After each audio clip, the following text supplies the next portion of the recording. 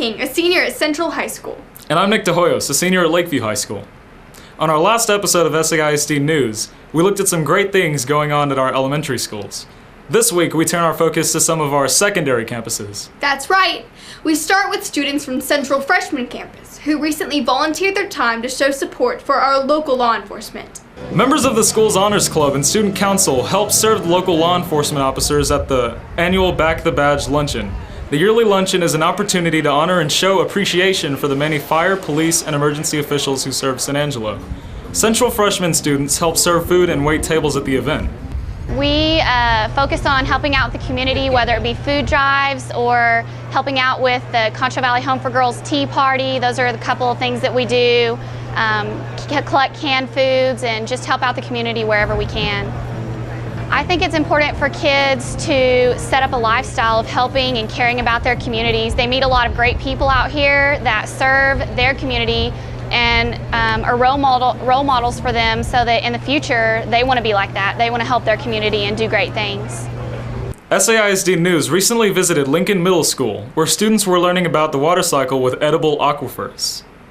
After learning about the role of aquifers in the water cycle, students in Mr. Burrell's special needs class created their own aquifer models using various edible ingredients.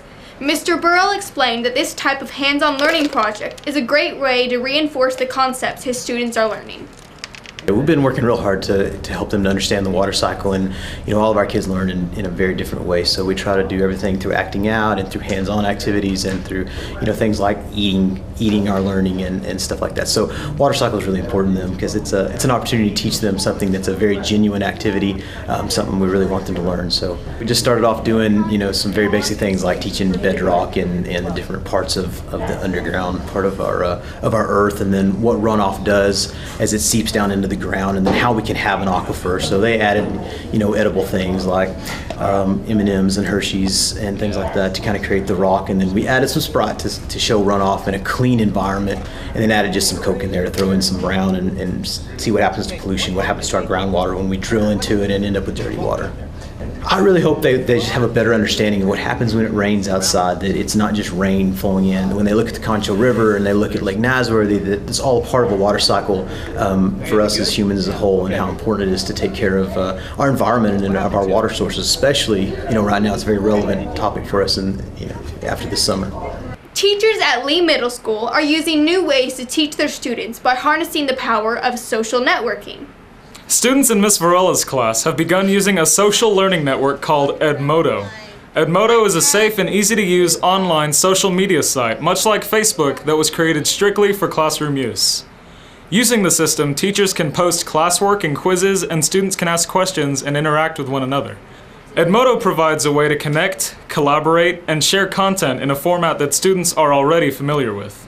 It allows me to give them assignments and for them to communicate with me and basically have an exchange, like a continuous exchange of assignments, and turning in the assignments or even asking for help. So they received the assignment, which was about building molecules and compounds, and then they followed those instructions on the computer, and then they went from there. It was great because we were trying to go paperless, and so I don't have to run off those worksheets. I don't even have to do a classroom set. I just can put it on Edmodo and they can read it.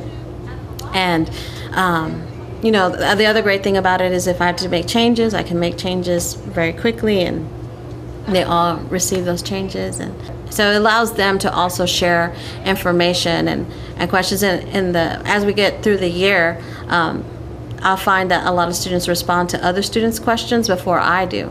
And so that's awesome that they are helping each other through this networking site. And the other thing is, the other benefit that I've seen is that when I have students who are either shy or are English language learners, they'll respond on Edmodo and they'll ask me questions before they'll do it out loud. And that gives them confidence to eventually do it out loud. Speaking of technology in the classroom, a student at Glenn Middle School has used technology to create a game to help him and his classmates learn the vocabulary words. Nolan Fott, an 8th grader in Miss Elliott's pre-AP English class, has written his own computer program to quiz students on their weekly SAT vocabulary words.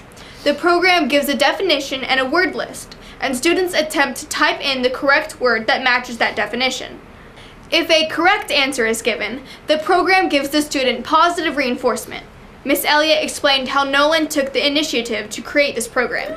I had the idea what maybe we could do is to have the kids create a study product by maybe downloading a game that you can load your vocabulary into. And I thought, well, that would be fun. They'll come up with different games to do reviews. Well, I also offered them the option of create a PowerPoint that illustrates the word, or to create a short movie that illustrates one of the words. And they had these options, but they all had to use technology. And then Nolan came into the class and was talking to me about his game and the fact that he wrote his own program. And that just blew me away. And I thought that that's something that needed to be shared when somebody at this age is writing their own program. Well, I was troubleshooting other people's games, and they were all using almost the same one. It was a money game where you select the amount of money you want, and then the word is there.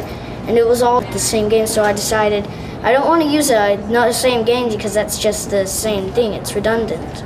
So I decided, how about I write my own game? I already know most of the basic programming, and if people use it, I think it will be beneficial because it tells you the correct word and it gives encouraging statements if you get it correct. And it cuts down on study time because you will know which words you have to study and which words you already know. Wow, that's really impressive. Way to go, Nolan. Yeah, great work. And I also want to recognize Nick on being named as a National Hispanic Scholar in the College Board's National Hispanic Recognition Program. Congratulations, Nick. Thank you. And that does it for this week. We'll see you next time. Bye. Bye.